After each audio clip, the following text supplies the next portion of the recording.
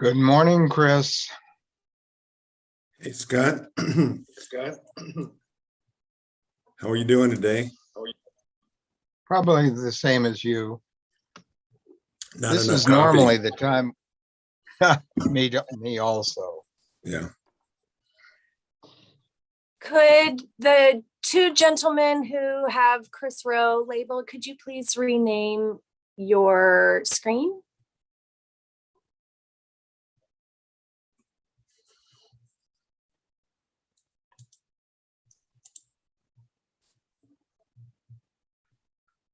I'm sorry, Marty, were you asking us to do something?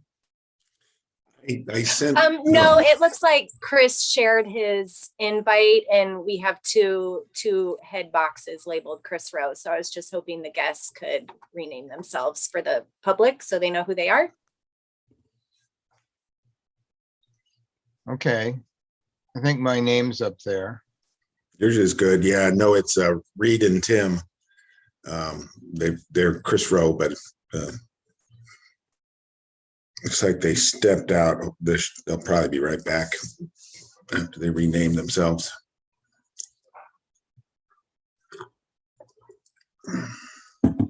Chris, I'm all set up with technology and we're live on YouTube whenever you're ready to start. All right. Thanks, Megan. So let's see here. There's Jeremy. I think we got enough folks to get started. So with that, I'm calling the regular meeting of the Missoula Energy and Conservation Team to order. This meeting is on April 14th, 2022. I want to thank anybody else who's attending by video and welcome aboard. First thing up, I usually have two monitors and I only have one monitor today, so I'm having to jump around on my computer a little bit here.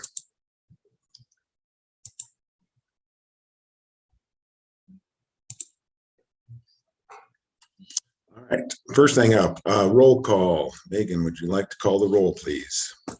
Absolutely. Chris. Present. Jeremy. I'm here, unmuted now. Thank you. Thanks. Trevor. Here. Brian. Here. Here. Scott. Here. Jonathan. Here. Allie. Here. Chad. Here. Virgil. Here. Ellis. Looks like Ellis isn't here quite yet. Aviv. Vive has a scheduled absence today. Okay, thank you. And Amber. Amber also has a scheduled absence today. She had a conflict. Okay, thank you very much. All right, well, we do have a quorum today, although we don't have anything we're going to be voting on. So that's good anyways. Next up is the approval of the minutes. I'm just looking at them here and they all look really good. I was just going to remind us a couple of things that were on there that were relevant for us, particularly this week. One is as we get into our regular items, the McKinstry audit of the city buildings that they've completed is what we're going to be going over today. So I just wanted to go over what we talked about last time to refresh ourselves. Let's see. So Lee went over the update, and basically what she said was she explained that the decision would end up at the city council, but the recommendations would probably come from the department level. So each department would decide which of the proposed projects that you guys have all received on that spreadsheet would go forward. And but Amber reminded us that there isn't yet an exact process for this because it's not necessarily under the standard city annual budget process or the amended process. And that when they act on things longer term, like bond issues and whatnot, that they might do for housing projects, that process may develop separately. That being said, this is where this team has the opportunity to provide input and feedback on that process, both with the individual departments themselves as well as the city council. So I really am hoping everyone gets very engaged in this process, and it's a pretty exciting opportunity for the city and for everybody. So let's see here. That was the main thing I wanted to go over. So with that, anybody want to move to approve the minutes, or does anybody have any other comments or changes? Move approval. Okay, any other comments? Without any opposition, the minutes for the last meeting, I believe that was February 10th, are approved. Moving on to the next agenda item. Yeah, I'm sorry, I'm having to jump around on my screen here.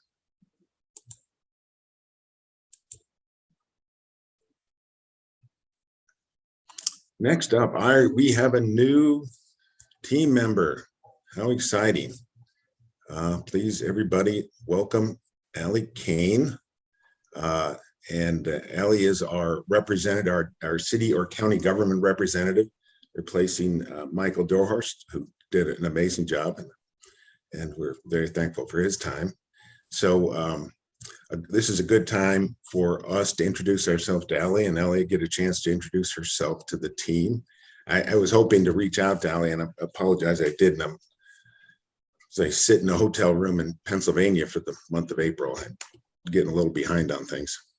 So anyways, I'll start out. So I'm the chair, Chris Rowe. I've been the chair now for, I think 3 or 4 years. I'm losing track. And it's been a great opportunity to really get into renewable energy conservation, and how the city operates. And since I've been on board, we've sort of focused our team's effort on city operations. While there's a lot of opportunities within the community, there's besides ourselves, there's other organizations working on those levels. So we're primarily focused on, at the moment anyways, community efforts. And that's been pretty productive, I think. Besides that, I'm a watershed scientist by training, been worked in environmental science. I started about 8 years ago working in renewable energy and energy conservation. I'm actually here in Pennsylvania doing studies on abandoned oil wells and gas wells, and trying to reclaim those to reduce greenhouse gas emissions. So that's me. So I think we'll next up, let's go to Jeremy. Welcome, Allie. It's great to have you on the team, and looking forward to getting to know you better over the coming months.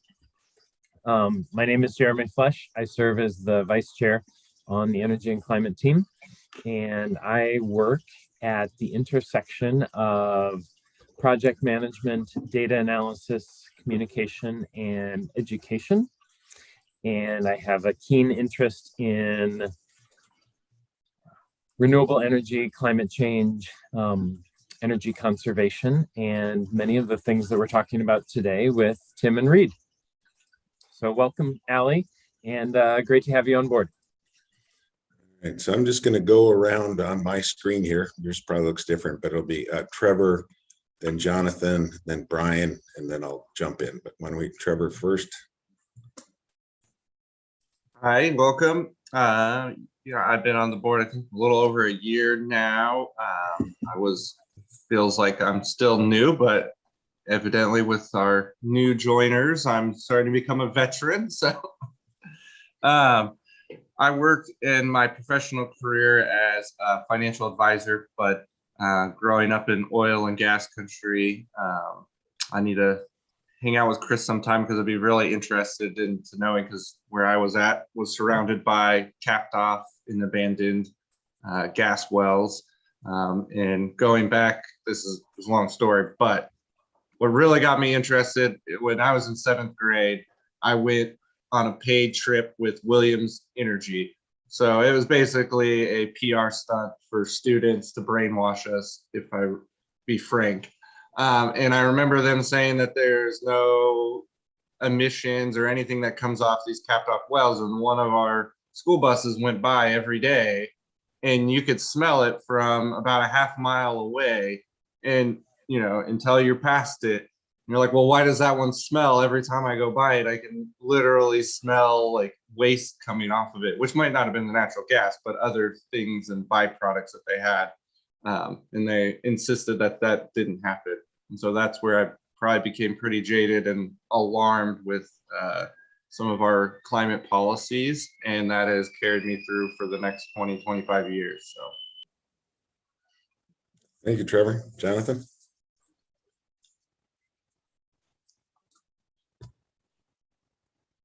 You're still muted, Jonathan. Thanks. Hi, Allie. My name is Jonathan Carl, and I've been on the team since last summer. I work at, I'm a Boone and Crockett Fellow at UM, so doing like natural resource policy. So I've been learning a ton, and in a short time, I've been a member of the team and look forward to working with you.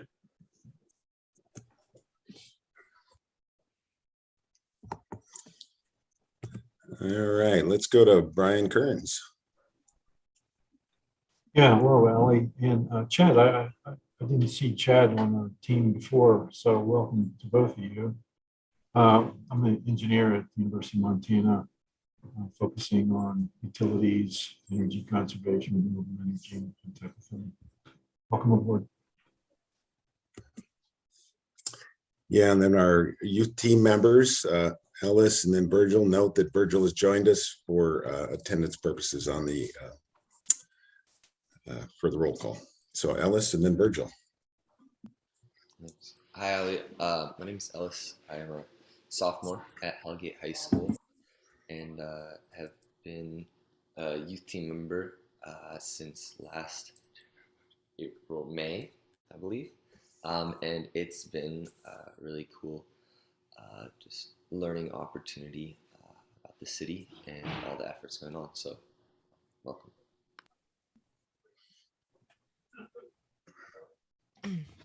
Hi, I'm Virgil Jones. I'm a freshman at Big Sky.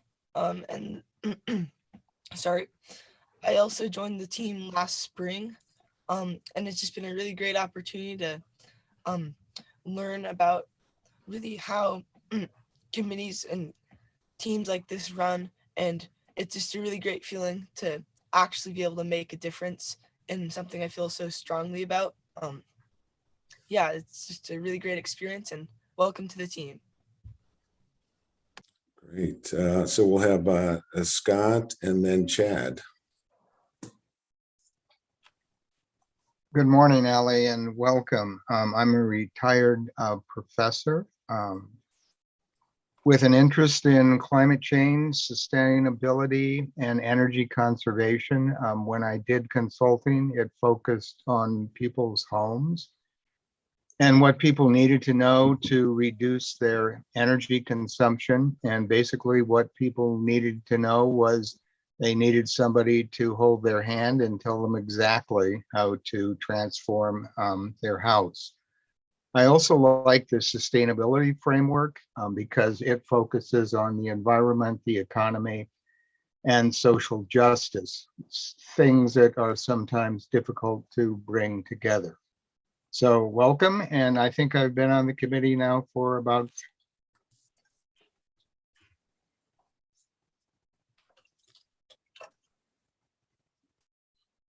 All right, Chad. Good morning, Allie. Chad Bauer. For my day job, I am the Municipal and Government Affairs Manager for Republic Services. I am the alternate on this committee, and this is my second meeting that I have been to. So welcome aboard. Yeah, it's interesting that Jeremy and I are the old timers now. Well, actually, Brian by probably a big margin, but we definitely have a lot of change. But that's actually very exciting as we get re-engaged and refocused. So it's great to have everybody. Also on the call, Lee Ratterman, who's the staff person working with us on climate change issues, who you know. Lee, I'll give you a chance to introduce yourself if you want, or you guys probably know each other pretty well, but you got anything to add? No, I think Allie gets to work with me probably more than she'd like to. So hi, Allie. We're so psyched to have you on this team, and thanks for being here. Also on the call is Megan Staden, who is our city clerk coordinator, who ensures that we have all this on video and follow our state of Montana public meetings procedures and does the minutes, and we could not hope to move forward without Megan and her boss Marty, who you may also know, and we're very thankful they're there helping us out. And so with that, maybe Allie, introduce yourself, tell us why you were interested, what your day job is, all that kind of fun stuff. Sure. Good morning. Thank you all so much for such a warm welcome. I'm Allie. I am a transportation demand management specialist with Missoula in Motion. So basically we work to incentivize and encourage folks to use sustainable modes of transportation, and we do that in a multitude of different ways. Some are community-based programs, others are working on policy and code reform with the city planners. And before that, I was working for St. Pat's and Providence in their sustainability program, helping to do some benchmark reporting for sustainability and also help mainstream climate action and energy conservation and waste reduction work through the different departments of the hospital and within different hospitals in the Providence system. Before that, I was an Energy Corps, AmeriCorps member here in Missoula, and I was part-time with St. Pat's and part-time with Climate Smart Missoula. And I think for me, that really helped to ignite wanting to be able to do community-focused work and working with people on the ground, but also be able to do some more policy-related work when it comes to climate change and climate action, and making sure that our city is doing everything that it can to give us a brighter, healthier, more vibrant, resilient future. And that's why I'm here. Fantastic. Maybe just a little question. I get a little confused. Do you work for Mountain Line specifically, or do you work for the city and then they work? I know Mountain Line is not really the city, but is it affiliated with the city, obviously?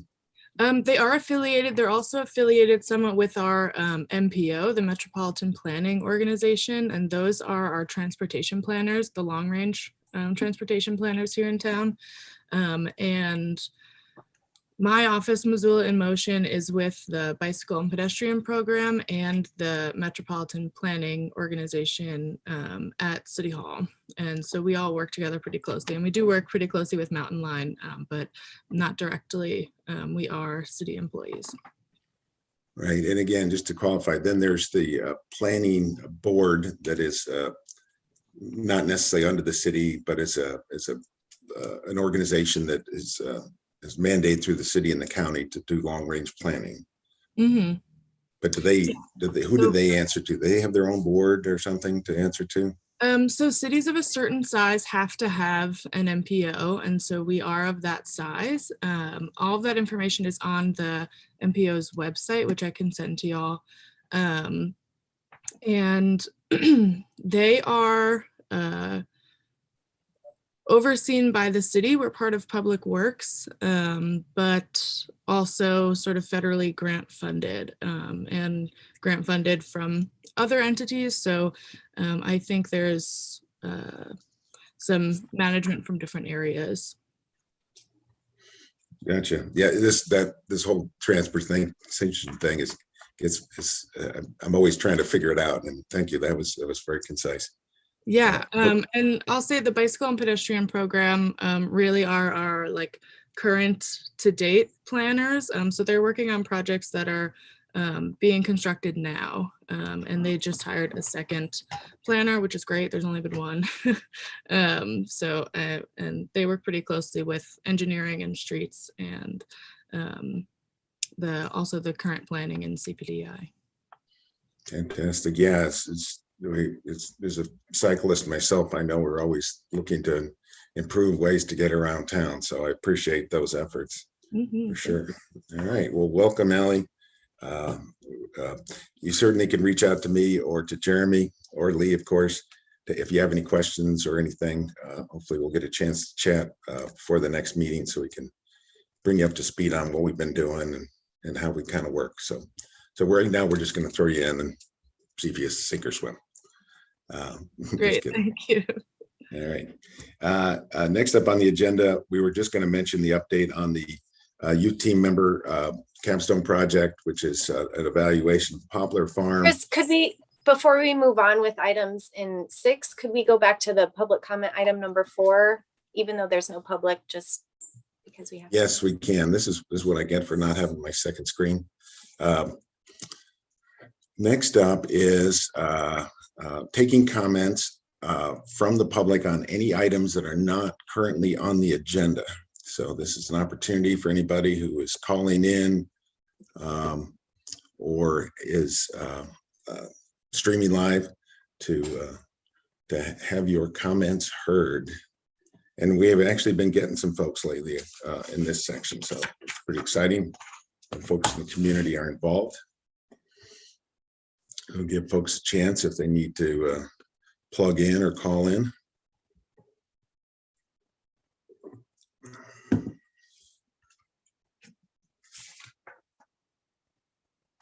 All righty. Thank you. Thank you. Next up, we're going to talk. So this has been an ongoing discussion led mostly by Jeremy. So I'll turn this over to him. But the idea is that we'd like to have a retreat with this group to sort of figure out what we're doing and where we're going. So Jeremy, you want to chat about that? Yeah, thank you, Chris. So as Chris mentioned, the idea is for our team to have a retreat, and the purpose of the retreat would be to talk about, kind of do some bigger planning as far as our team and talk about the direction that we're headed and the direction that we want to go. And, you know, also potentially do some training as far as making sure that we're all at the same level, or that we all, you know, we each bring our own level of expertise in different topics, in different subjects. So to share some of that information, as well as to make sure that there's a good cohesive nature and make sure that we're all kind of on the same page as far as what the future holds for our team. Lee has mentioned having a facilitator, which I think would be excellent, and, you know, give us the opportunity to communicate and, you know, bring in different perspectives and make sure that all voices are being heard in that retreat. What we were looking at was some place that is either in Missoula or close to Missoula. So it's not, you know, it would be wonderful to go have a retreat in Yellowstone National Park or somewhere like that, but that's not what we're looking at for this particular event. Somewhere here in Missoula or close by. Most likely we'd be looking at a few hours to potentially half of a day. So whether or not that would be on a Thursday or a Friday or a Saturday, we'd need to work out those details. I actually, just at the beginning of this meeting, got a call from Marty Rabine to talk about that and kind of work through some of the details to make sure that Megan can be there either in person or remotely and take minutes and do all of the official activities that are involved with that. We were looking at either June or September. I think my preference would be June, simply because I think that the sooner we can do it, the better, and kind of lay the groundwork for the fall when, when things tend to start to get a little bit busier. But again, June, September timeframe is still to be determined. Essentially, I kind of just blocked out July and August as times when folks are frequently on vacation and gone. But if the team determines that it makes more sense to do it in July, there's certainly nothing that's preventing us from doing that per se, other than just schedules and making sure that most of us, and hopefully all of us, can attend. Yeah, and a lot of credit goes to Lee. She brought this up and kind of started talking about this a few months ago. So Lee, thank you very much for the suggestion and the idea. And I guess I'm open to questions, thoughts, timing from anybody and everybody on the committee. Scott. Yeah, Jeremy, I had indicated before that I'd be happy to participate in this. But one of the things that I've always wondered and wanted to have is, what is the city funding in terms of their community partners? So for example, when we suggested the possibility of identifying local businesses and organizations that were focused on trying to mitigate energy use, Lee jumped in and said, well, we're already having home resources do that. So there's a lot of stuff that at least I don't know about, what the city's funding and what those organizations are supposed to accomplish. And I think that's kind of baseline information needed for a retreat. And speaking just for myself, June is a bad month. Okay, so Scott, let me step back to your first item and just make sure that I understand correctly. So what you're looking at, or what you're thinking about, is so kind of who is doing what and where are the funds coming from and where are the funds allocated to from a energy and climate perspective. Did I encapsulate that correctly? Perfectly. Okay, excellent. And Scott, your second point was that June is a bad month for you. Is July or September better, or?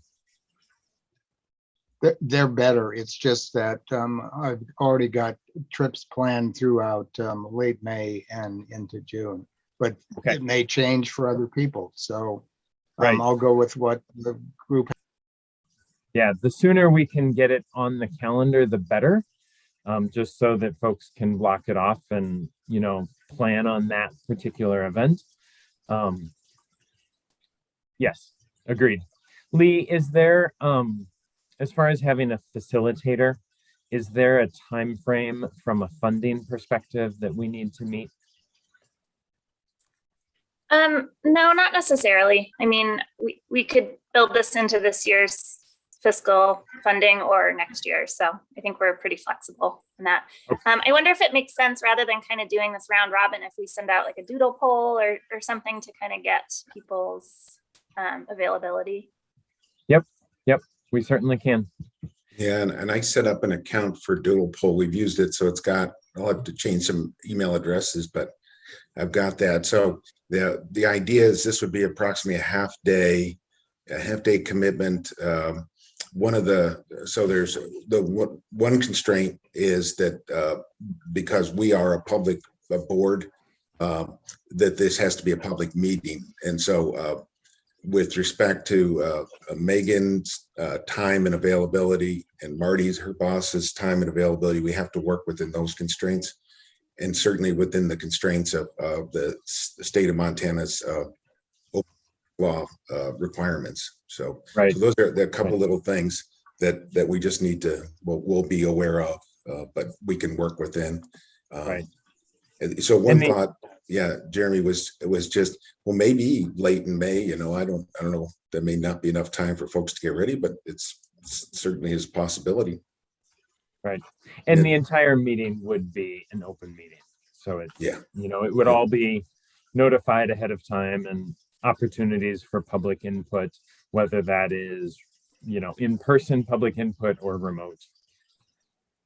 We can do either. Yeah, so I'll do a doodle poll for times and availability, and then we'll probably also solicit comments for like Scott's comment, things that we should include, things folks want to include, goals, process, all that stuff. And we want to thank Lee, of course, got some money set aside by the city council to build capacity within the city for climate change issues, and the facilitator will use some of that money. So we're thankful there are some funds out there that we can utilize to help us build our capacity. Brian.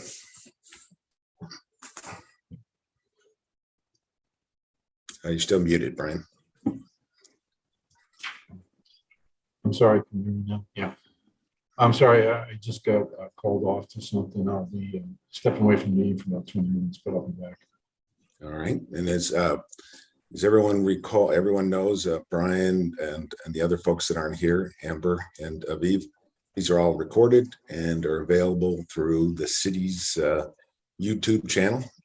You can actually go to the minutes of the meeting and find the link to that video. So you can always go back and check in and see what happened after the fact. All right, so move on from that. I think that's gonna be great. I think it's gonna be very useful and very timely. I think with COVID, we kind of got away from that and we just sort of tried to get from one day to the next. Now we can actually take a breath and say, okay, who are we? Where are we going?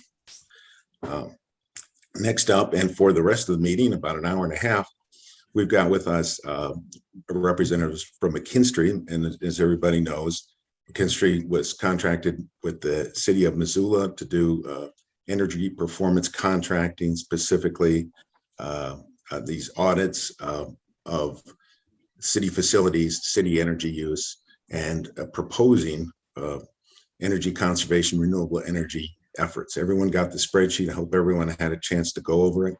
We're going to go over it again today. This is a real time to dig in. Some projects make more sense because they're quick return on investment, large reduction in carbon. Some are smaller reduction in carbon, larger costs, smaller costs. So it's a million little trade-offs. So basically it's, you know, time, money, carbon, and so hopefully everyone got into the spreadsheet and started saying, oh, this is a good idea. Oh, you know, it's going to take 100 years to pay it off. Well, does that still make sense?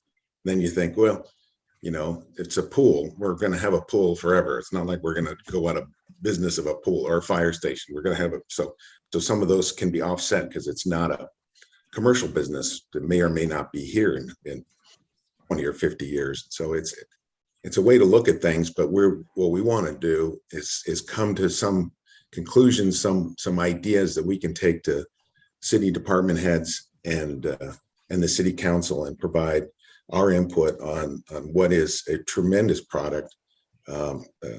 With us today, Reed and Tim, they'll be talking about it. McKinstry has put a stunning amount of effort into developing this product. It's got a lot of really great potential for the city, and the city is committed to moving forward. So this is really a good time to be involved, and we're really very fortunate to have McKinstry under contract with the city, and more than that, really working as in partnership with the city. So enough of my going on. I'm going to hand it off to Reed and Tim. Any opening comments, and then we'll sort of dig into the spreadsheet. Well, thanks. That was a fantastic intro, Chris. We really appreciate it. Just a quick time check for sure. We've got the remaining amount of the meeting. Do you need any time just to close the meeting? No, and that's a few seconds. We just simply say okay. Meeting's adjourned. Okay, sounds good. Our plan is to share screen, pull up a presentation. There's some background info. We'll try to get through that kind of quickly so that we can get to the real meat of everything. which is that spreadsheet. But we do want to talk a little bit about the history and then kind of the philosophy that you just very did a nice articulate job of describing. You know, there's lots of different moving parts and pieces. Some have different motivating factors, but really it's about building that base and then adding in those bigger goals. So really appreciate that insight and perspective. Let me share my screen. Let's see. And does everybody see the PowerPoint now? We're good. All right, thank you for the feedback. All right, so just some quick introductions. I'm Reed. I'm a Missoula native. Been here my whole life with a 10-year hiatus in Bozeman. I went to MSU for mechanical engineering, did some skiing, worked there for 5 years. I've actually worked for McKinstry straight out of school, doing a variety of different things, energy analysis, commissioning engineering, where you're doing QA and QC of buildings and testing of new systems.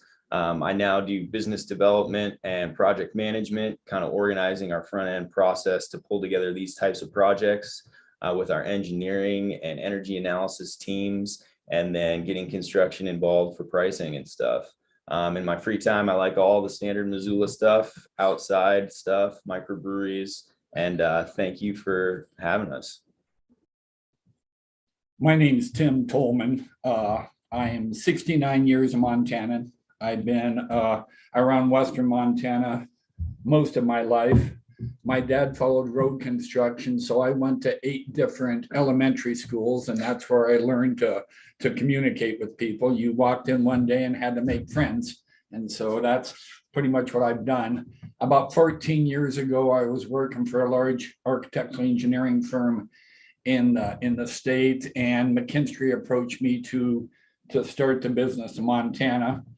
I said yes, and they said, well, go at it after it then. So I have a background before that in energy conservation, and so I did what any smart person would do. I hired good people and got out of their way.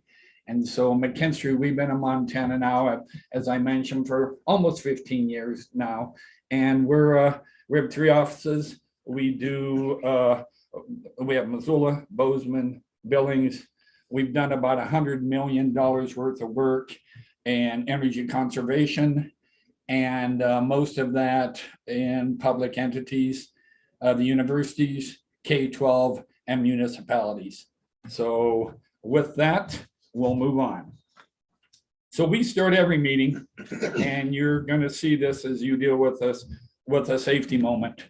Safety is the most important thing you can do, just so everybody goes home the way they should. Every day at the job site, we start with a safety moment. Every meeting, we start with a safety moment. So I'll start this one with a safety moment. Reed said he likes the outdoors.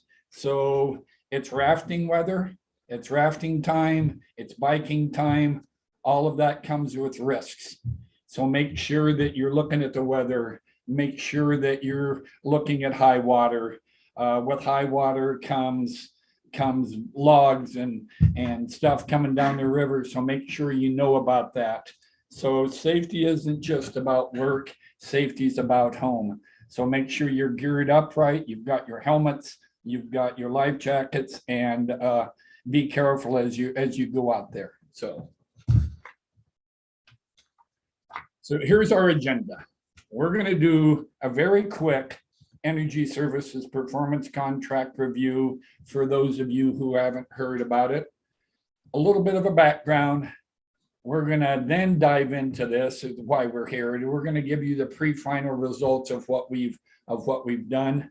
Reed's going to bring up a massive stinking spreadsheet that you guys have seen, and we're going to go through that to the degree that you guys want to do that. And then we're going to talk about what's next in with the city. This is bare bones stuff, but just so everybody knows, it's not first cost of building a facility that is the major cost. The major cost, as you'll see on the right, is the operations and energy. Over time, operations and energy, as you probably all well know, is 50% of the cost. And so once you build the thing and you've done the alterations and you've done the financing, the best way to conserve money for the sake of it is in operations and energy of a conservation of a building. Okay, I'm going to be really quick here. And so if there are questions, please ask.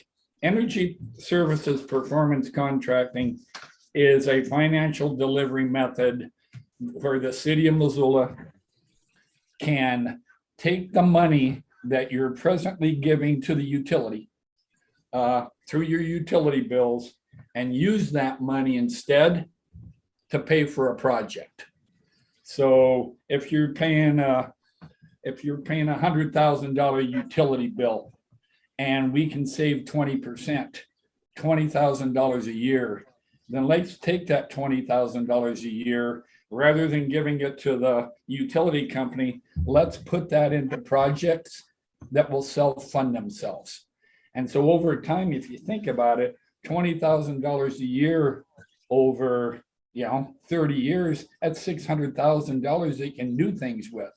And so that's in essence what it is. Anything to add? No, I mean, just think about that pie chart. That's what we're trying to do, is take advantage of that 50% slice that is operations and energy. So go ahead. Are you going to share out this presentation? I love the second or third slide that had the pie chart on it. I've referred back to absolutely. that in the months since we had our initial meeting, probably a year ago by now, or maybe 9 months ago. Yeah, absolutely. We'd be glad to. Yeah, we'll send a slideshow out. Thank you. So it's a little different also. You selected us through competitive selection in 2019. So as Chris mentioned, we have been working for over 2 years, 2.5 years, putting this thing together. And it's a little different because once you select us, then we are the entity that you work with all the way through the consulting, the engineering. We do all the engineering. We build the project, we commission the project, we train the staff how to better operate and make sure that it sustains itself. One thing I want to mention on this really, really quickly is you'll see the owner, you'll see us, and then beneath that, you'll see all the subs.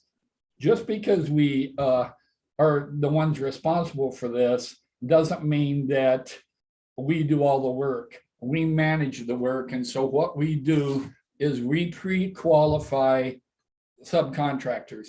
We make sure that the cities have good relationships with them and we know subcontractors. So we get pre-qualified contractors so we don't get someone in who's not qualified to do the work. And then we bid the work out to pre-qualified subcontractors and make sure that the city's getting the best bang for the buck. The other thing is we have, through a performance contract, our outcomes are guaranteed. If we give the city a $3 million price tag for all this work, and we start doing the work and all of a sudden we goofed in some fashion and it comes in at 3.2 million, that $200,000 problem is not the city's, it's ours.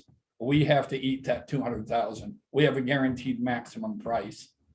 And once again, let's go back to the savings. If we guarantee $100,000 a year to the city in energy savings, if it comes in lower than that, let's say it comes in at 90,000.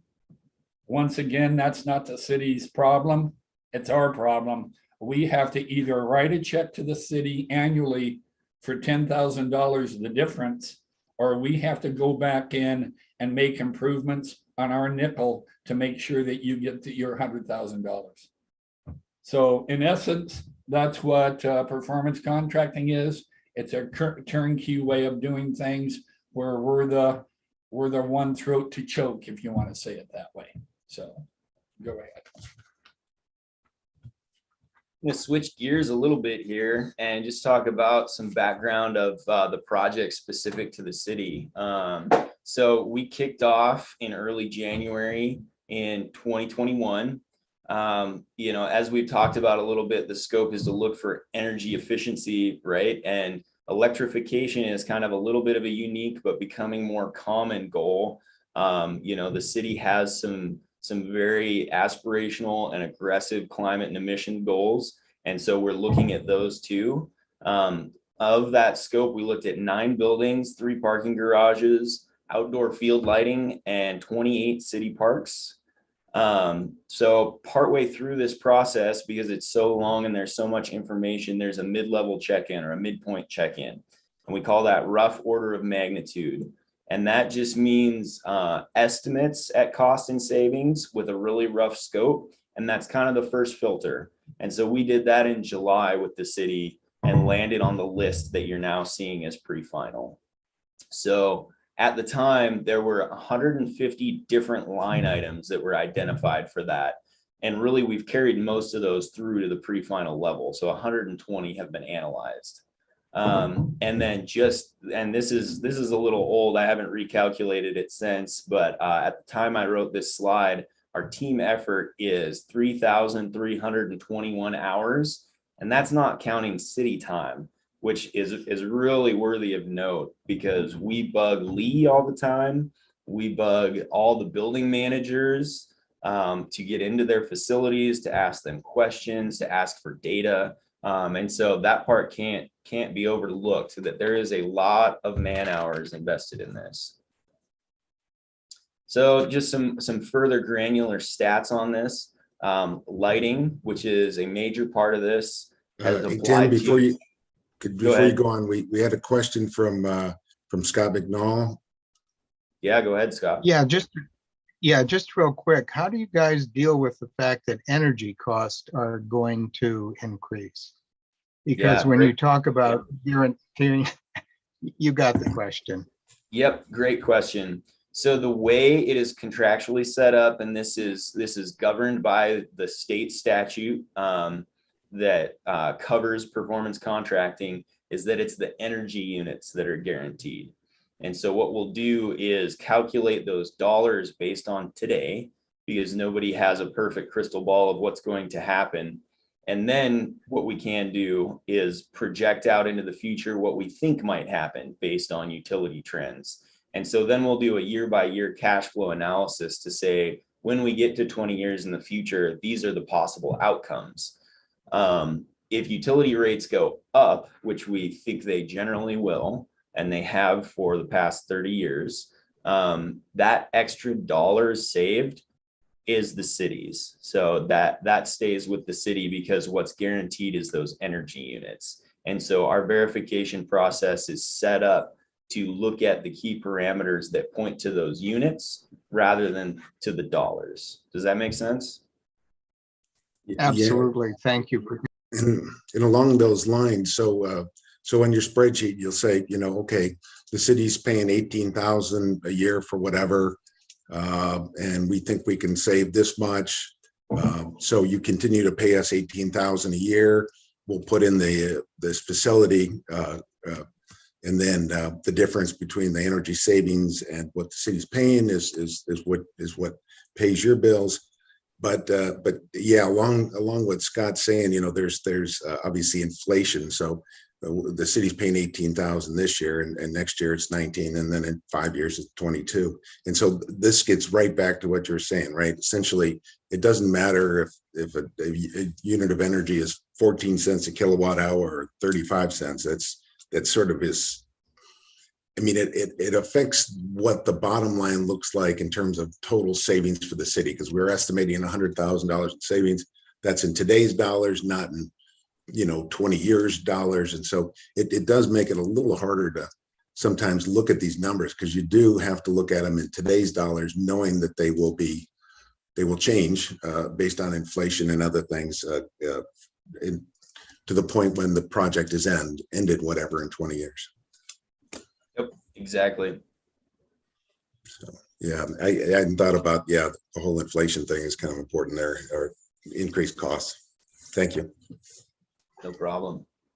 So diving back into some stats here, lighting, we've got 3 parking structures, almost 500,000 square feet of buildings, and then the outdoor field lights. These are the public McCormick ball fields closer to Orange Street. Building efficiency. So this is another one of the bread and butter pieces. We do 9 buildings. 1 parking structure has some interior space, and that was almost 200,000 square feet. Rooftop solar was evaluated on 7 buildings for a total of over 500 kilowatts DC. And then electrification initiatives, how do we get away from natural gas, was considered at 10 of the facilities, which would be all of the buildings that we looked at. And then parks irrigation, 28 city parks at ROM, 0 are included at PreFinal, although we've been in communication with the Parks Department to kind of reinvigorate that effort and take a look at a couple extra parks here. And Did you look at, yeah, real before you quick, go did on, you- and then I'll, yeah, go ahead, Jeremy. Did you look at City Hall or Missoula Water? No City Hall, and then really no part of Missoula Water except for related in the buildings, the water use, which directly relates to city water. The other pieces we actually, so going back to structure a little bit, we have a master contract for these types of audits. And so the city can add scope to that anytime they want. And we've actually been working with Public Works to add a small investigation of the pumps that bring water out of the wells and put it into the system, and then the pumps that pressurize the system and pump it around the city. So we're only looking at about 25 of the many pumps that the city has, but these are the high priority ones. They're not included in the results we're going over today. Okay, thank you. And in those discussions, when this was originally this contract several years ago, Public Works decided to go their own route. They had talked to some of their own consultants and had some of their own ideas. And that was fine. But I think as we go forward and they're starting to see the value that this particular process is bringing forward, I think it seems to me like they're starting to get in at a slow pace, but we'll see more of the Public Works. And that's important. As you recall, about half of the total energy use for the city belongs to wastewater, drinking water. And so looking at that is in terms of tons of carbon equivalent, or whatever you want to call it, metric tons of carbon emissions, it's a big deal. So yeah, we'll hope to see more of that going forward. Absolutely. So there's a lot of words on this slide. I'm not going to go through each line item, but this is kind of a recap of the tasks and the different milestones. So what we've done, and then there's a couple of next or upcoming items here. And so the last couple that are complete essentially are pre-final results compiling, which is the spreadsheet that we're talking about today, and then project scoping. And so this was the individual department level meetings that we've had with the POCs from each department, as well as Lee and Dale Bickle at the city. And so this is really that brainstorming session of, okay, we've got the list. Now what makes sense? How do we build a cohesive project out of it? And so next from here, there's really 2 more milestones before we get to the boots on the ground implementation part. And so one is delivery of the report, which the spreadsheet is, think of it as the output of our effort, right? It is the decision-making information, but there's miles of data and design and energy analysis behind that. And so that's what goes in the report, is all that technical information. And then of course there's getting from that decision-making point to contracting and implementation. And so we have a master investigation contract with the city. We're going to try to negotiate a master construction agreement that then can add multiple phases of work. So this first conservation phase, then if Public Works wants to do a project, it will give the city flexibility to continue to do work in this manner. I'll add that this has been a really unique process with the city, because as Chris mentioned in the beginning, there's many different ways to cut this pie. You know, there's what's the most carbon reduction you're going to see? What are the things that pay back the quickest? But then, as Chris mentioned earlier, there are some wants that the people, the department heads have in each department that they need to get done. And some of those are not the best paybacks. And so as Reed goes through this, you're going to see that there's so many different ways to look at this. And that's why it's nice to have you guys in here looking at it from conservation and renewables and things like that to make sure that the city's continuing to look forward on this. So where are we at today? And this pre-final word that we keep throwing around. Pre-final essentially implies report level pricing and savings for decision making. And so how that contrasts with what Tim was talking about earlier, this is not quite to the guaranteed maximum pricing that we will go to contract with the city. And the reason for that is because this process takes a long time to work through and scope. And especially in today's market, when the city says, okay, these are the things we want to go do, we will go refresh that pricing right before we go to contract and say, here it is, and we're ready to go. But the level of pricing we're looking at today should not change very much. I mean, this is enough to make those decisions and commit and move forward. The tool, so that pricing I was just talking about is all compiled in this tool, and it's got the cost savings that go with that. And I'll talk a little bit about when we pull up the tool, how we look at that payback and how we calculate that payback. How we use the tool is quick decision making, right? And what does it look like if we add this or remove this, and how does that total up? And we can look at totals of cost, percent saved, emissions saved or avoided. So there's many different metrics there.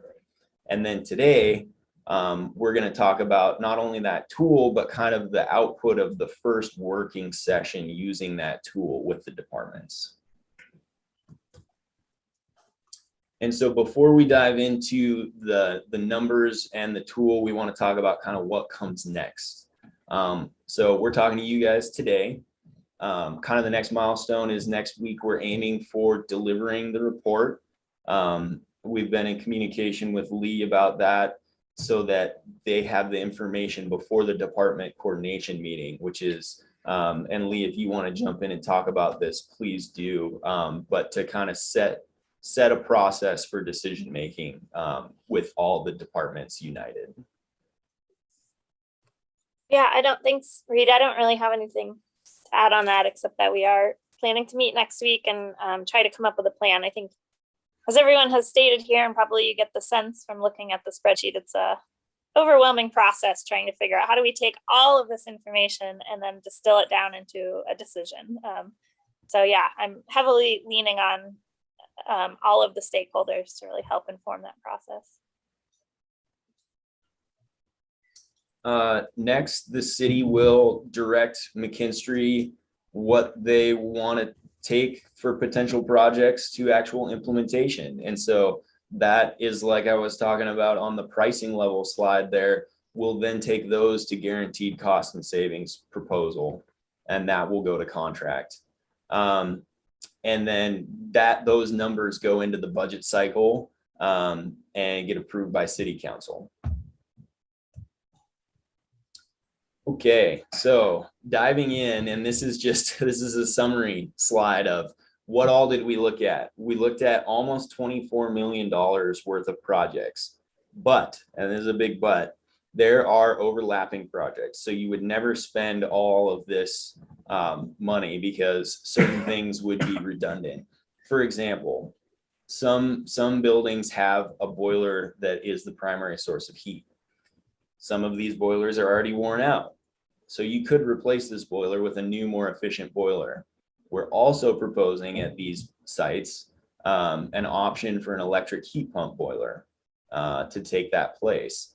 You wouldn't do both of those, right? And both of those are very cost intensive. And so you can see how in those sorts of situations where the city wants options, the amount stacks up. And so this 24 million is much, much larger than the actual implemented scope.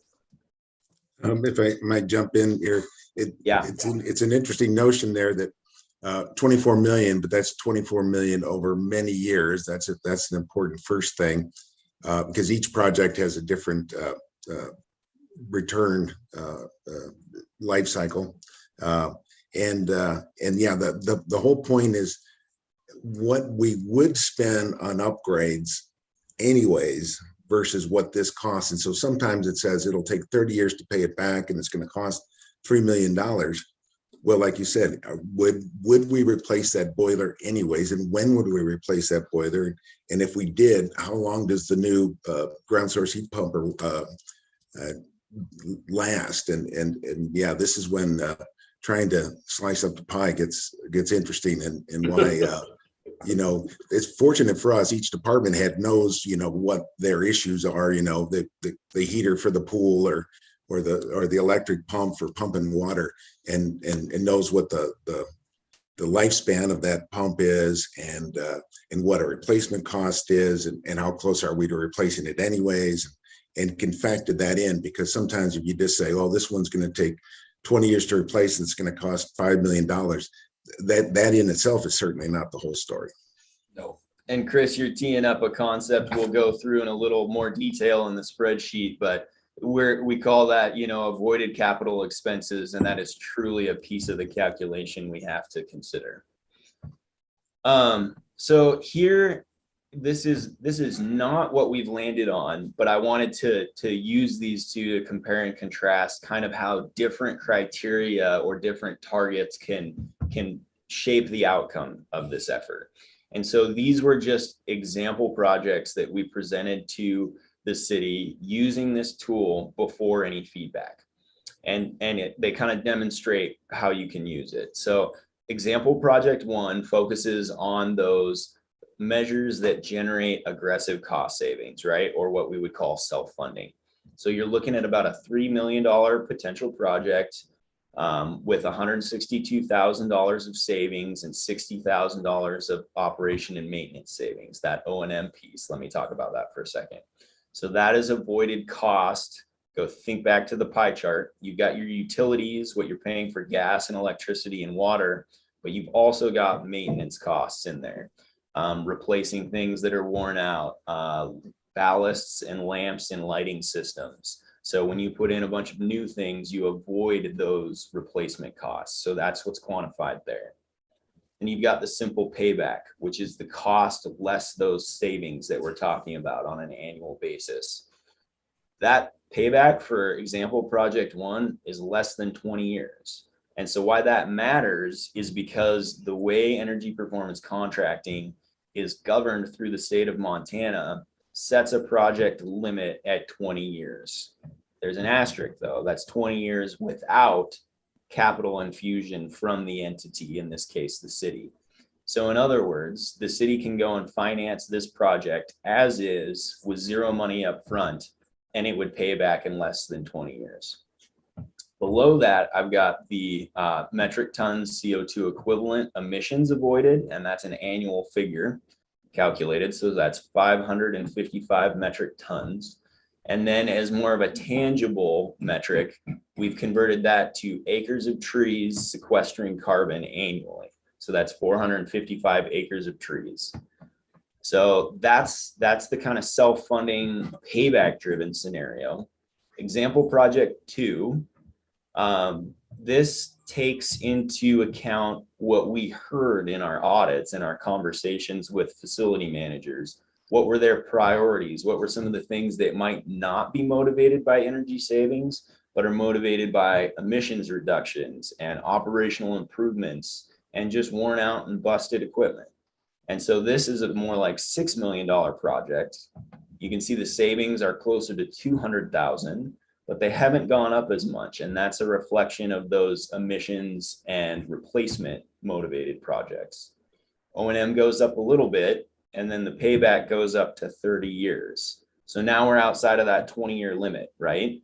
But the city can choose to infuse capital and buy that down. And so that's what that down payment reflects. It's 1.9 million for this. And if we think in simple proportions, that's about a third of the total $6 million project cost, right? And so for every dollar the city is putting into this project up front, they're getting $3 of project implemented. So if you think about that in a 3 times ratio, that's quite a bit of work getting accomplished, right? And so for the emissions on this one, we've got 751 metric tons and 616 acres of trees. Any questions about that concept and how the savings affect that financial scenario, how the down payment affects it? Does that make sense to everybody?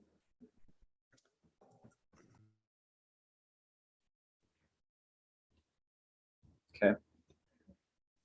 Chris, I think you're on mute if you're talking. So when you're talking about and on the spreadsheet you see this. So metric tons saved 751. Is that a life cycle reduction, or is that on an annual basis? That is annual. Okay, because it's worth noting, and we'll get into these numbers, just to keep in the back of your head, with Public Works, the city's current emissions is about 19,000 metric tons per year. Take out Public Works, and it's about 10. So when we're looking at numbers on these spreadsheets, compared to what our total is, which will be about 10,000 metric tons. Thanks. Thank you for that context. Okay, this one is kind of tiny and hard to read. I apologize. We're also going to see that trend with the spreadsheet. There's just so much information. This is the results of that initial scoping meeting session with the city departments. And so this represents kind of the target projects at the moment. And so let me use my cursor here and just talk through what each column is real quick. So budget, that is that guaranteed cost. This when we go to contract, that will be the guaranteed cost. As Tim talked about, it is completely turnkey. And what we mean by that is it includes every cost that it will take to get this completely turned over to the city. So that still includes engineering costs, final bidding and buyout, contract administration, all the subcontractor costs, our costs to manage them, commissioning of the buildings, training for city personnel, and then 1-year warranty management. And then of course, permit, bond, insurance, all of that amount. So there's no surprises. This is an all-inclusive budget amount. The annual utility savings associated with each project is included there. So those are primarily 3 things. That's natural gas, electricity, and water savings. Operational savings, that is that process savings we talked about, broken equipment that you're no longer going to have to replace. So then simple payback. So this is calculated as budget. So go ahead. Sorry to interrupt, Reed. So the annual operational savings is the same as the O&M that you were talking about before, correct? It is, yes. Okay, thank you. Yeah, and so worth pointing out here, we've got O&M or operational savings quantified for 5 years in this analysis. When we get to the guaranteed calculation, we can make some tweaks to that. And the reason I say that is some lighting systems might have a 10-year warranty. If it's warranted for 10 years, we're going to see no material cost associated with that for that 10-year period, right? And so there's a little flexibility there. And Okay, so this number is annual operational savings for the first 5 years. And then in some projects, you may see a similar savings in years 6, 7, 8. Correct. And we come up with those operational savings by going to the city and looking at what they have spent in their budgets to do things. It's just not a random number. We go through the budget, look at what's been spent, and do it that way. Right. Thank you. You bet. Righty. So to that effect, simple payback is calculated as total budget minus the life cycle operational savings that you're going to see. So that number times 5 currently, and then divided by the annual savings. And so for that first line item, that comes out to a 16.6 year simple payback for aquatics. Now we go through the same exercise to calculate another simple payback, but this also includes 2 other pieces. So potential incentives is going to be utility rebates. Primarily, these are 2 things. These are lighting savings and VFD savings, or variable frequency or variable speed drives for pumps. The next piece is avoided capital. And so this is kind of what Chris was alluding to earlier. If we're going to replace something anyway, and we've got that accounted for in our budget, and then this project offsets that, really what we want to calculate the payback on is that incremental cost to put in a more efficient piece of equipment rather than the total cost, right? And so using that boiler example we were talking about, instead of replacing the boiler, you avoid that expense. And now you've got the incremental cost to put in a heat pump central plant. And so the payback then is calculated on that rather than the total. So simple payback with incentives following that previous formula is going to be budget minus life cycle operational savings minus potential incentives minus avoided capital. That's all in the numerator, divided by annual utility savings. And so that's what gives us that 16.2 year payback. That is reflective on that first line item of the $30,000 rebates that we would get for implementing that project. Have you ever been asked to estimate the utility savings matching the historical increase in utility costs over the last 20 or 30 years? That would be an interesting exercise to take, natural gas, electricity for the last 20 years, assume that it continues to increase at the same rate, and then calculate the same numbers. I know that adds another layer of complexity to it. It's just a thought exercise. Oh, absolutely. And we will for you. It will be in the report. It will be calculated that way. There are multiple ways to calculate a project payback. And this one is called simple payback because it is simple, right? Honestly, it's a dumb calculation. It doesn't include discount rate of money. It doesn't include inflation. It doesn't include cost of financing. None of that is included in this. This is a face value calculation, right? What you're talking about, we'll do in a cash flow analysis. And so year over year, every one of those percentages will get applied to the respective numbers, and you will be able to see that. That becomes a conversation, right? Of the last 20 years shows X% increase in electricity costs. Do we want to keep that? Do we want to be a little more conservative? And that becomes a planning tool. We won't guarantee that escalation, but we'll work with you to make sure that we're being as realistic as possible, because we want to know what that outcome is really going to look like rather than this simplified calculation. Does that come out in the final, not the pre-final, but the final? It does, yes. Okay. And along one of the things like in electricity saved, there is electricity that's renewable and non-renewable. We've got our Northwestern energy factor, whatever, 62% is now currently renewable, 38% non-renewable. In these electric energy savings, do we still have to apply that Northwestern renewable, non-renewable factor on this to get a better sense of the carbon end of things? Or maybe that's included in the carbon end, but not the energy, the electricity savings column? Yeah, it's included in the carbon calculation, and I can show you the factor that I'm using when we get to the spreadsheet. Our mix here, as you just pointed out, is actually a little better than national average because of the hydroelectric generation that Northwestern has. And so that is reflected in the offsets here. And one thing is we and maybe again, we don't know because we don't know crystal ball, but obviously we're working toward Northwestern Energy becoming 100% renewable, even Even the company has said so by 2035. And so that's a hard one too, because then you've got to figure out, so at some point, if 100% electricity is renewable, that metric tons of carbon reduction changes with time.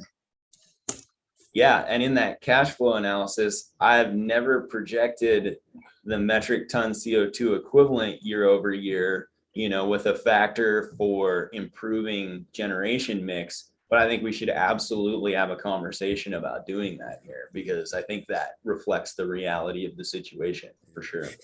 And in that same vein, we have gas savings. And if we move some of these gas systems to electrification, move it to electric, that you also get additional carbon savings in that respect too.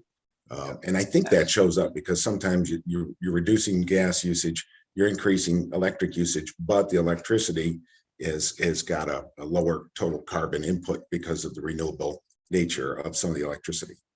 Exactly. And you'll see in the spreadsheet here where some of the electrification measures are kind of right on the brink, right, of tipping over and making sense. And as that generation mix improves and continues to improve, we will see those make more compelling sense too.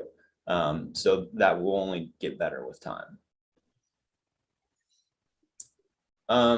I think we've talked through in that conversation everything that's green on the right side of the table there. So percent electricity saved per facility, percent gas saved, metric ton CO2, the equivalent acre of trees. And then this down payment is what amount of cash up front does it take to make this project statutorily compliant? And then just some additional totals at the bottom of kind of the same thing. Avoided capital totals, additional down totals on top of the avoided capital. And then the far right of the bottom is kind of interesting to think about, is what is the dollars of project versus the down payment? And so that's kind of the ratio of project that you're getting per the amount of money you put in. So you're seeing the roll up at the bottom is a little over $3 worth of project for every dollar that is paid up front. Reed and Tim, back on that previous sheet, how did you calculate the acres of trees? And second question, the percent gas saved, percent electricity saved, can you talk about that just a little bit? I'm seeing like a couple projects that are over 100%. Can you kind of explain how that was arrived at? Yeah, that percent gas over 100 looks like I've got a calculation error in there, so we'll attribute that one there. There are in some cases, not in this one, you will see that there are like the totals of percent gas saved could be over 100%, and that factors into those redundant projects, right? So when we're looking at all things evaluated in a facility, it can show that we're saving over 100% because we're looking at multiple options. This is not the case. It looks like that cell is adding up incorrectly. Okay. And then I'm sorry, what was your second question? The acres of trees. How did you, what formula did you use for that? That is a DOE, Department of Energy, just standard metric. And I honestly can't remember what tree they're using for that. I can look that up and send it to you if you want, but DOE has a bunch of just really cool, tangible standard metrics like that are averages, if you will, just to make them applicable across the country. Yeah, that'd be great. It's interesting because another thing that we're talking about is the poplar plantation out by the wastewater treatment plant and different types of trees, and the youth are working on a big project for that. Cool. So thank you. Yeah. So I think that is it for the slides. We're going to dive into the spreadsheet. Any questions on the presentation material before we start to look at really the tool? All I'm going to say is we didn't give you enough time. Well, wait till you see this. Yeah. Okay, so I hope everybody had a chance to look at the spreadsheet and get familiar with it. It looks very similar to the summary sheet that we just reviewed, right? If you look across the top, there are all the same categories for the most part. And I apologize, we're not going to be able to get it, the whole width of it to fit on the screen. I think it would just be too small to read, but we can scroll back and forth as needed. We'll start at the top here, metric ton CO2 equivalent inputs. So hot topic of discussion here. So there's per natural gas therm on the top, and then per kWh specific to Northwestern Energy. There's usually about a year and a half lag on that, that figure, but that comes directly out of their annual report. Moving back over to the left side of the spreadsheet, we have got the ability to curate or create different scenarios in this spreadsheet. So 1 through 4 are just to save those scenarios so we don't lose them, right? Because when you're switching things on and off, it can be easy to lose track of them. And so we've just saved 4 options in here currently.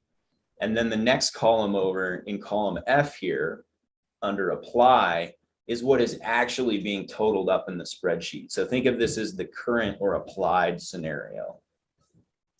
And so we have some flexibility with this too to organize it. So if we just wanted to look at fire stations, we could do that. We could select just fire this way. And then now we only have fire stations in the spreadsheet.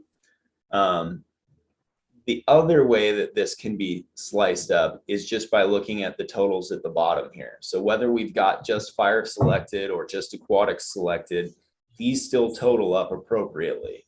And so if you notice, the numbers in the department summaries here match to what we just looked at in the presentation. So this is the output of those department level scoping meetings.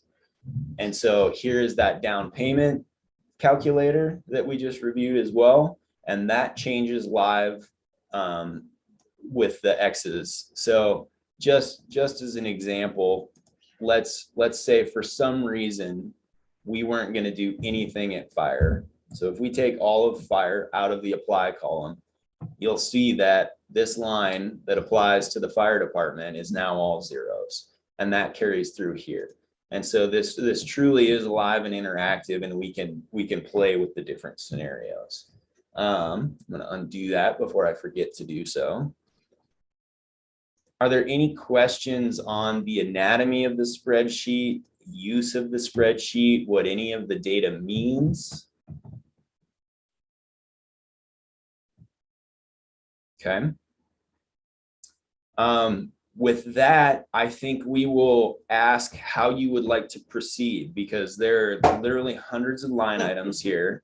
If we want to do, by department, kind of a snapshot, I can talk to from a high level how each one has put together projects, the criteria and the philosophical approach to building a project has been pretty unified across all departments.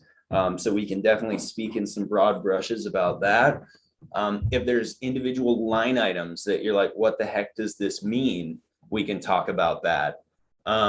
You will have a ton more supporting information like we talked about earlier when we submit the report.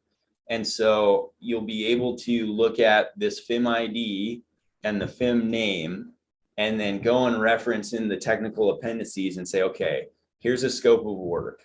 This is essentially a recipe for how we do this project, right? It'll say plumber does this, sheet metal guy does this, electrician does this, this controls are included. Then there's a drawing associated with each one. So you can look at, it's a progress design drawing. So like a schematic level design, that will also be there. And then if there's major equipment, like a boiler replacement, there will be a cut sheet for that. We don't go to the level of every component necessary because it's not a construction submittal, but there are those major pieces of equipment that are really the heart of each proposed measure. So if there are technical questions, you will have that to refer to in the near future. So I'll just ask, what would be the preferred approach here? And one of the things I was thinking is we pick a couple that have a good reduction in carbon, and then look at some of the other components. So let's say, okay, we're happy, we get 40 tons per year of carbon reduction. Just look at some of the other components and how that fits. The life cycle of the piece of equipment, the rate of return, the down payment. So let's just pick a couple that have a good looking reduction in carbon, and then sort of go through the numbers and see does it still make sense if we look at the other stuff as well as the carbon end of things. So I see you've got it sorted there. So yeah, so let's pick some of the biggies and then just dig in a little bit about how useful they are, what their costs are, their down payments, that sort of stuff. Absolutely. Could I Chris add Scott one has his thought hand to up as well. Yeah, Scott? Yeah, real quick. So one of the thoughts I had, and it's related to Chris's, if you were trying to explain to the taxpaying public what you were doing, could you identify one project that would be an easy way to educate folks about carbon reduction and the savings, so that when the city's making this investment, it ought to be obvious to people other than department heads why something's being done?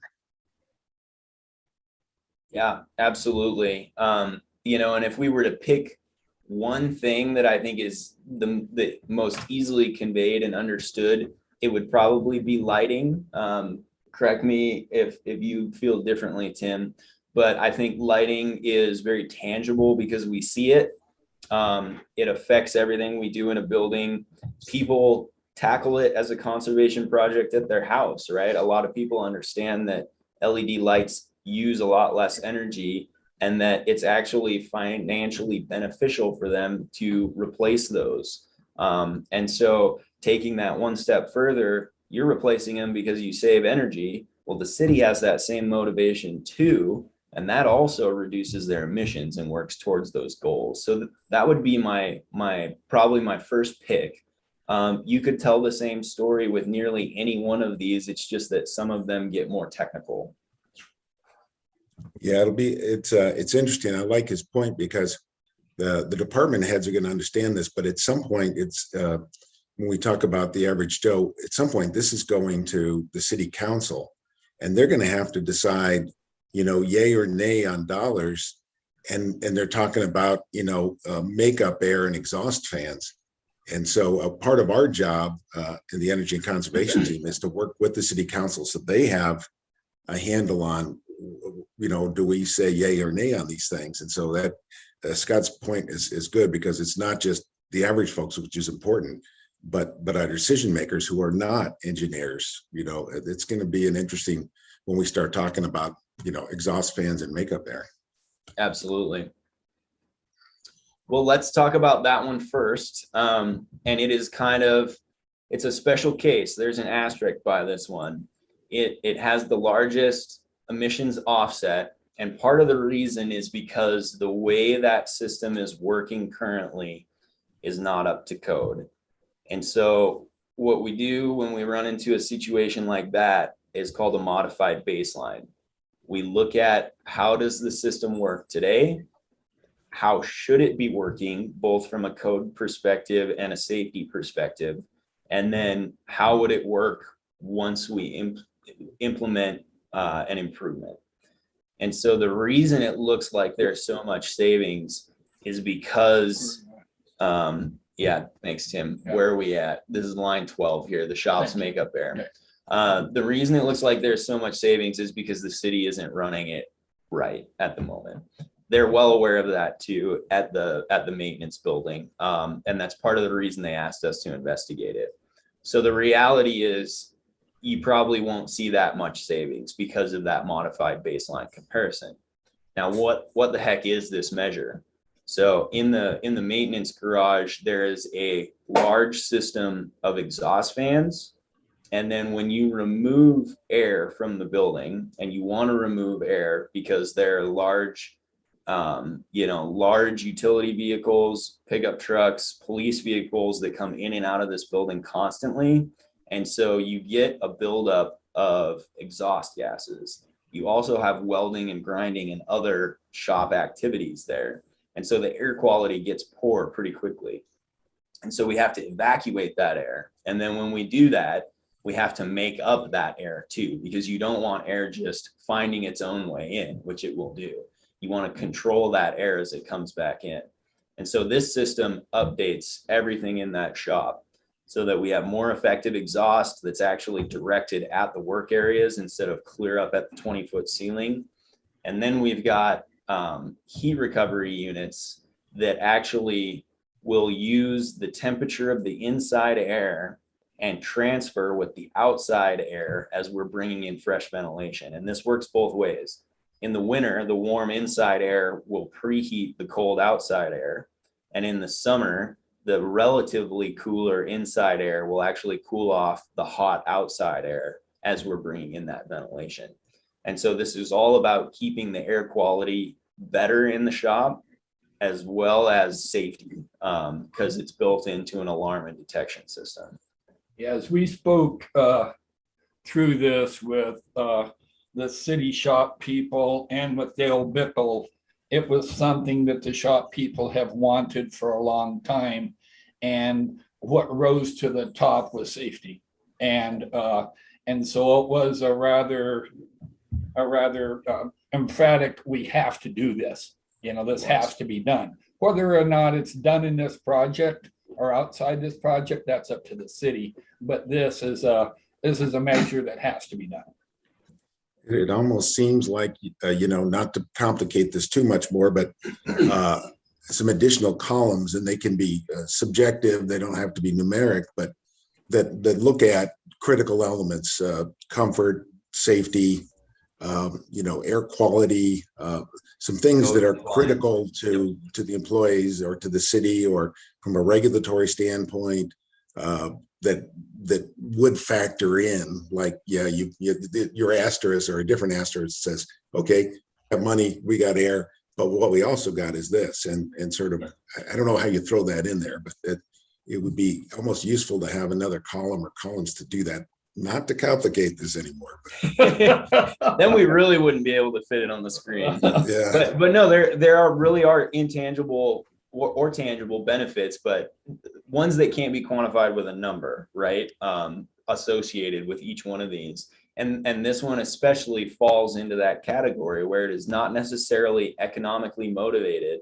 It is definitely an operations and a health and safety motivated measure. Hey, Allie's got a question. Yeah. Thanks, Chris. Your comment actually just made me think of potentially using like a social cost of carbon. Sorry if I missed that you spoke about that, but I wonder if that is a factor or something you've looked into, and maybe that would help capture some of that. Yeah, and we've talked with Lee a little bit about this. How do we quantify that, and how do we put a social impact of carbon on each one of these? Lee, I don't know that we've put as much time into this as we probably should at this point, but I do think that's something that we should probably revisit before this goes to the next step of approval. Yeah, that would be helpful to get some of your expertise on that. At the city level, we have a strategic initiative working team that's working on kind of how our internal decisions are made specific to climate. And we are looking at creating a climate lens that kind of takes into account the triple bottom line, which is people, planet, profit. Not that the city is looking to make a profit off of this, but kind of taking those economic factors into consideration. And so, yeah, it's like we were all saying, it's a interesting project to figure out how to land on the decisions when we're prioritizing lots of things at the same time. Absolutely.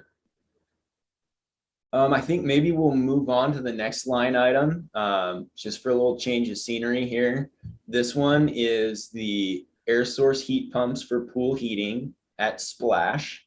So Splash is the outdoor water park on the south side of town there.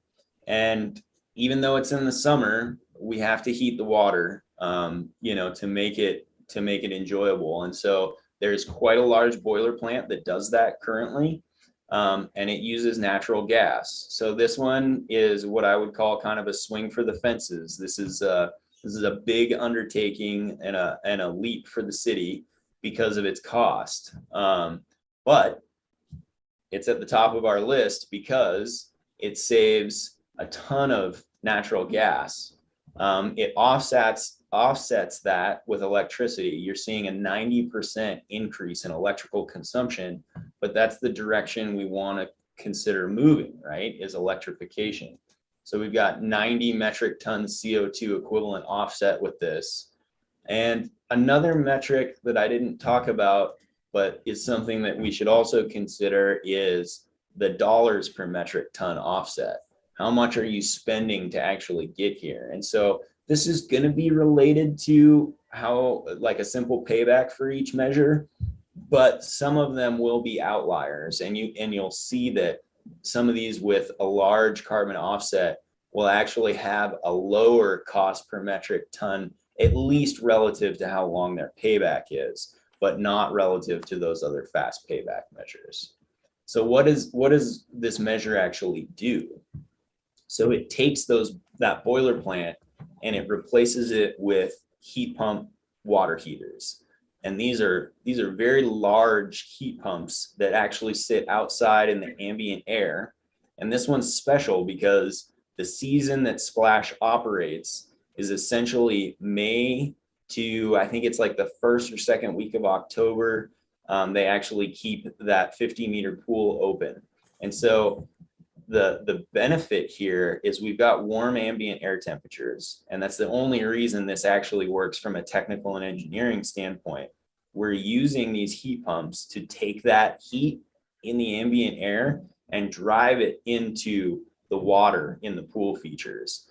And so that takes the place of the natural gas boilers in this situation. And it's very unique because of that season and because of that outdoor pool. Reed, one quick question. Yeah. Why did you reject the notion of solar heaters for the pool? Why is that not a good option? Great question. And we kicked it around quite a bit. The challenge here is that this site and the real estate around it is very valuable. It was not a complete hard stop, but it seemed that there needed to be a lot more consensus building that real estate could be used for the size of solar array that it would take to heat that water. What Scott's talking about is essentially using not solar electrical generation panels, but solar water heating panels that some of you might be familiar with. And they look very similar. They're a little thicker in cross section and they're a little different in anatomy, but essentially you're running water through a black thermal collector and then heating it.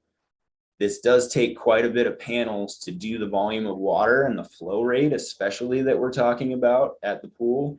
And so that would take up a bunch of the green space around the water park. And that was something that the park managers were unwilling to commit to at this point. Okay, thank you. Yeah, of course. It's actually the same reason you don't see a lot of solar proposed here at Splash is, again, the real estate is just challenging and the roofs are challenging as well there. So it is just not a good candidate, unfortunately, for any sort of solar. And, just as another example, what we're seeing, we had the folks there at the wastewater treatment plant talk about their proposed solar project. And they have some fairly large space. So they were going to put many acres, as we recall, I don't remember the exact number, but there to help reduce their use of their electricity.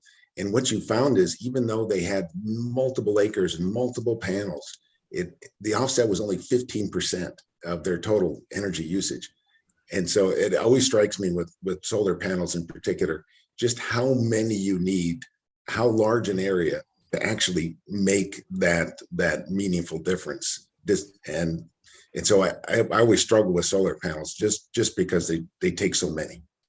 And especially at a process-driven site like this, right? I mean, I would call the pool facility and especially the wastewater treatment facility process-driven. And so you just have such a high energy use density for these types of sites that it makes it that much more difficult. On the pool, when you're looking at what you called the operational savings, so your calculation, just so that I'm aware, you've already factored in how old that boiler is and at what point in the future we would replace it anyways. That's factored in there. Great question. So if we look at avoided capital for this line item, you see there's about $700,000 there. And so that is the amount that we're projecting it would cost to replace those boilers in the next couple of years. And you would not incur that if you put these heat pumps in, right? You wouldn't need those boilers anymore. And so that is an expense that the city would eventually have to pay for that they're not going to pay for if they do this. So that is exactly calculated in this. Yeah, because obviously the city is always going to be looking at the bottom line, but as we know, there's other factors: comfort, safety, social cost of carbon, things that we want to consider. But if any of these things don't make sense financially, even when you factor in the climate impacts, the health and safety impacts, the comfort impacts, they're not going to go forward. So that's great. This avoided capital is a really useful column that way. Absolutely. That was a perfect conversation to segue to the next one on the list as far as offset goes. And so this is a solar electrical generation array on the Currents facility. So you'll see this one's got 56 metric tons offset. And it's a pretty darn good project. It's a 24-year solar PV array, which from our perspective is a pretty good payback for building mounted solar. It's a $335,000 project with $14,000 in energy savings. I don't know that I think everybody in this group is pretty familiar with solar, but any questions regarding that project? I guess I should have said, for those who don't know, Currents is the indoor aquatic facility at McCormick Park there. Right, and one thing that also we always, and I'm sure it's in here somewhere, but that comes to my mind is we're installing solar panels. It's going to take us 24 years to pay it off. How long does a solar panel last? Well, the solar panels are 25 years, 20 to 25 years. So this is a nice match. So we're going to replace them about the time we paid them off anyways. And we've got all this energy savings in the process. Totally. Reed, is it correct that 19% of the electricity used at Currents would then be met by the solar? Is that what column AC? That is exactly what that means, is that this array is offsetting 19% of the current baseline electrical use. Okay. Yep. Lee's got a question or a comment. Yeah, I just want to point out kind of another additional factor as we're making decisions is kind of trying to be forward thinking as well. And I know this came up talking about solar at Currents is the future community center as well. And how will those efforts tie into this one? And is it worth putting solar PV on Currents when there might be like a additional opportunity to kind of right size for both buildings, and trying to think through those things as well. Mm-hmm. Absolutely. And since you opened that can of worms, we'll just make a quick plug for that campus in general. With that upcoming community center project, I think there is a really interesting case that this group could push for the investigation and consideration of, and that is going to a aquifer ground coupled heat pump system, both to heat and cool that facility, but also to heat the pool water.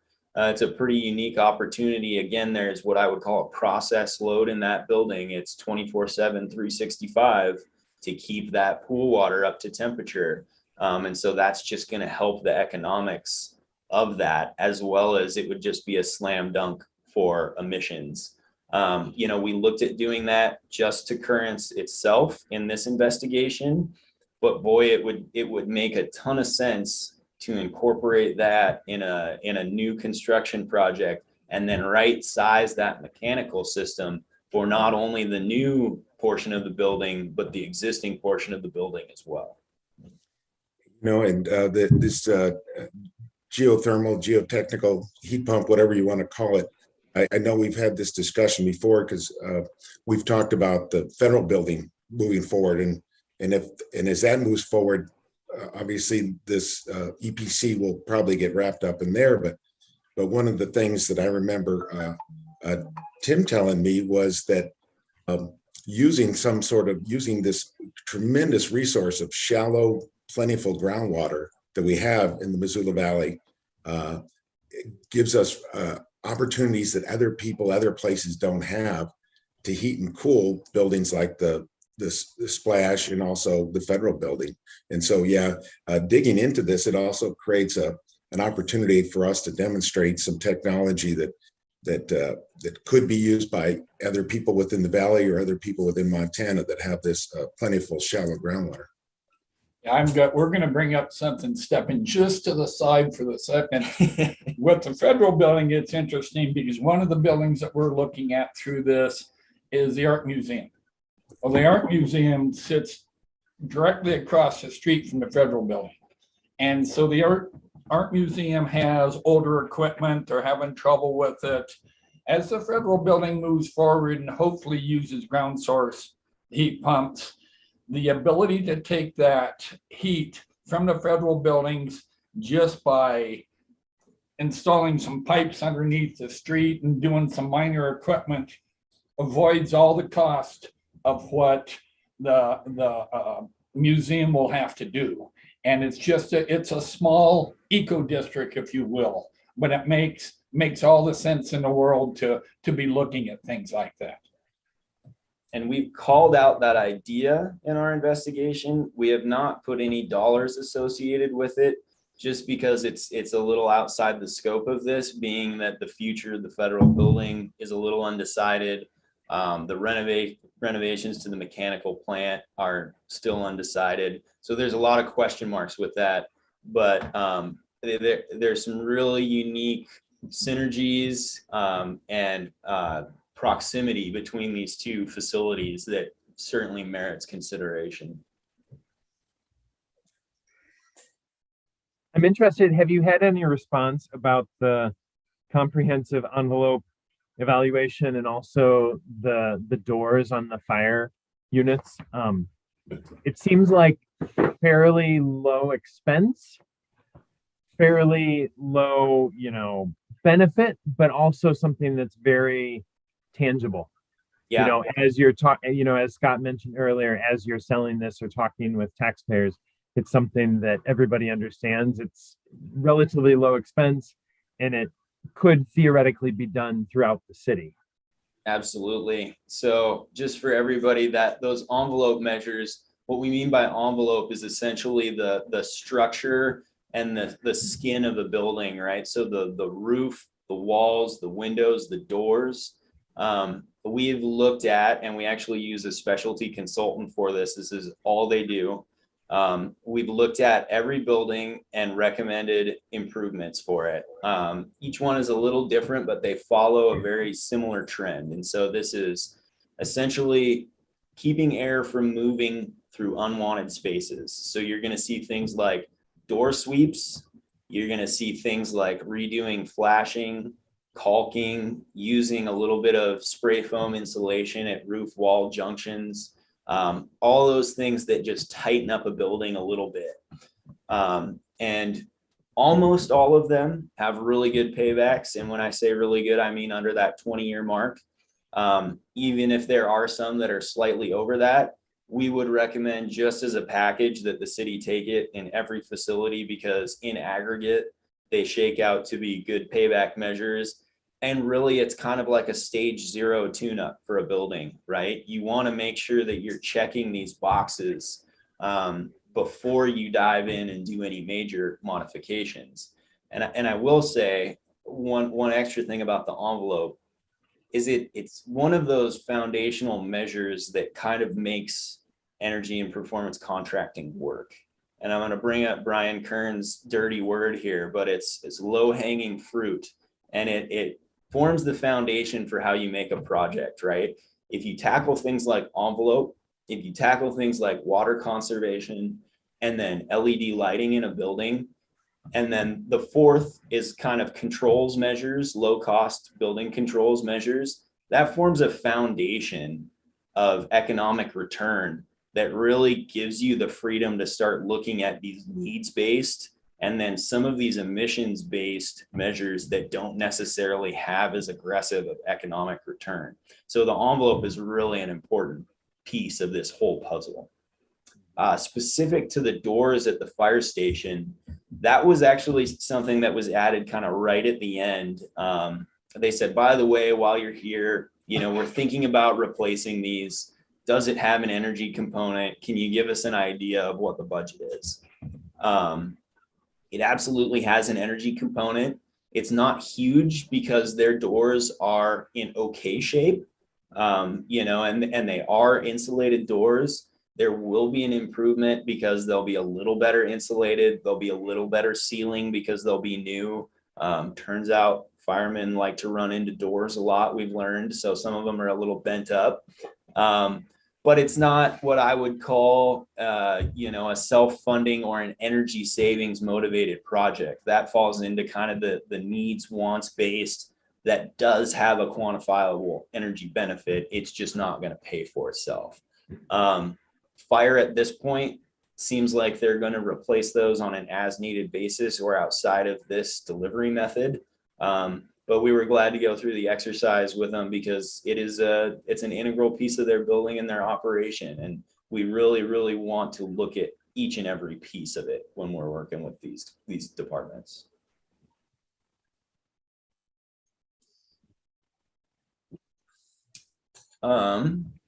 Let's talk about the next one. So this is another one at Splash. The reason it's here is because back to that process load, we've got a large load, which means a large amount of energy savings potential. And so this is a pool and feature pump variable frequency drive measure. And so if you think about all the water features at that park, you've got two things. You've got to recirculate that water per code to keep up with cleanliness and health safety. And then you've got to mechanically move the water. So like in the lazy river and in the flume slides, you've got to have that water moving, right? And so there's two different sets of pumps that do this, dedicated to each feature. Currently, these pumps run at 100%. You turn them on and they run, and they don't modulate their speed at all. There is some ability during unoccupied hours to reduce the speed that those pumps run at. And so that reduces the electrical consumption considerably. And so that's what you're seeing reflected here is installing that variable speed drive and then changing the operation of those pumps. And it has a fantastic payback is another great benefit. We're seeing a simple payback on this one once you include the rebates in the calculation. So I've got $25,000 worth of rebates here. I have not verified this with Northwestern Energy on the larger numbers. We want to double check with them that it's being calculated correctly, but it looks like that equates to a 14-year payback. Even without the rebates, this is a 17-year payback project. So this one's really a slam dunk. And there's a 40% reduction in electricity for those variable pumps compared to the existing pumps, correct? Exactly. Yep. Yeah. Yep. Any other questions on that measure? Okay. Let's look at art museum, and I will just make the quick disclaimer here that I would totally exhaust the option of tying into the federal building before tackling this one. And the only reason I say that is because it's got a nearly $1 million price tag. And so if for that amount or less, you could connect this to a central plant next door, it would be a win for sure. What this represents though is the best means that we found to convert the art museum, or I should say not convert, but move towards an electric-based heating system. And so this does two things.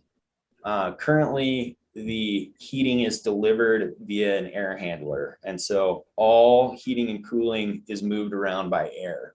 One of the tenets of modern mechanical system design is to decouple your heating and cooling from air. And so what you want to do is only deliver ventilation or fresh air, code required air, and then do your heating and cooling with a separate system. And that, if we dig into the nerdy part of that, that's because air has a very low specific heat relative to working fluids.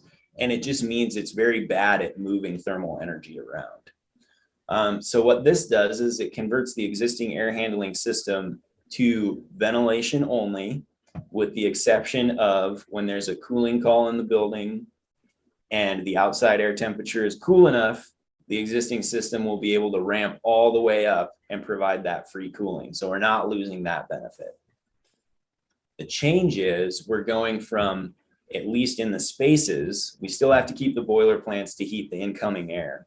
But in the spaces, we're going to use electrical based heating. And so that's going to be done with what's called variable refrigerant flow systems.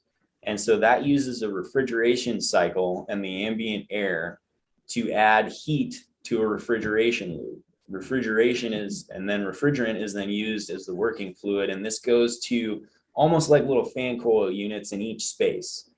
And because the art museum is part historic and then part modern, very aesthetically pleasing building, we had to be very careful about how we modified these spaces. And so these units are pretty small and they would fit into the existing grid ceiling in all the galleries, and they really wouldn't disturb the way the art museum presents currently. And so that was part of the motivation, is this is the technical solution.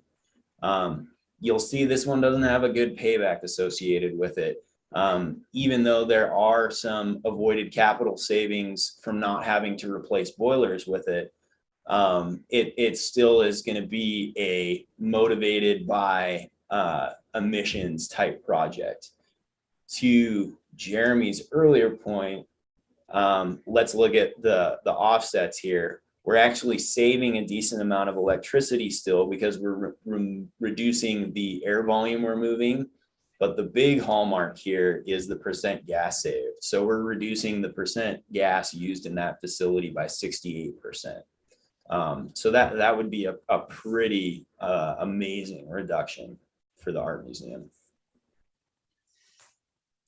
Yeah, that's a good one. It's interesting, with some clear benefits for the building and for energy conservation, but at high cost. This will be where sort of the rubber hits the road for department heads and the city council. It'll be an interesting one. Absolutely. Let's hope we move forward with the federal building, which almost seems like we will, but we need more information to move forward.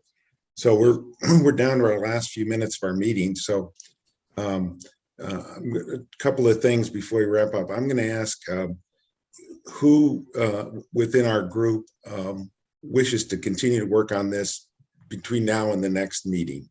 And so I'm going to take a look. Can anyone just do a hand raise? So Brian Kern is one.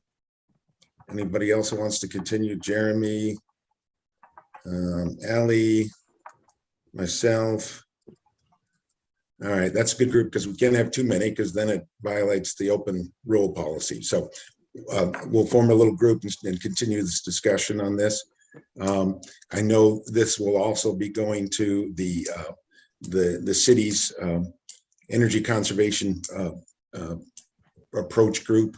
I'm sure, is that correctly? Are they going to be looking at this specifically, or is that still much broader with the SIWT group? Yeah, I think to be determined, but likely they'll play a role. Okay, so we'll see some more of this as we go forward. Well, I'm sure it'll be on our agenda pretty much every month for quite a while. So continue to get informed and aware of this. We'll probably send out some additional updates throughout the month, and this group will begin think about how, from our team standpoint, we're going to move forward with this in terms of working with the city departments and in particular the city council. One of the things we need to do is we need to get our city council liaison, Amber Cheryl, up to speed. She was not able to make it, so we'll probably end up doing a little session with her. And I'm sure there's going to be a lot more discussion with them going forward. I can't imagine, I know you guys have done, this is to Tim and Reed, some initial discussions with the city council, but at this point, do you have any other follow-up with them scheduled, or it's mostly with the city departments at this point? It is with city departments and administration at this point. We're following their lead for involvement with council. Okay, sounds good. All right, well, we've reached our time. That was just tremendous. I want to thank Tim and Reed for their time and their expertise. And I know my brain is very full and feeling like it's about to blow up, but that's good. I like that. And we're very grateful for the opportunity. Thank you. Yeah, much appreciated. Thank you both. This is wonderful. Well done, guys. Take care. Any other final comments for the good of the order? Seeing none, this regular meeting of the Energy and Conservation Team is ended, and I appreciate everybody's effort. Thank you. Thank you. Yeah. Thank you. Bye-bye.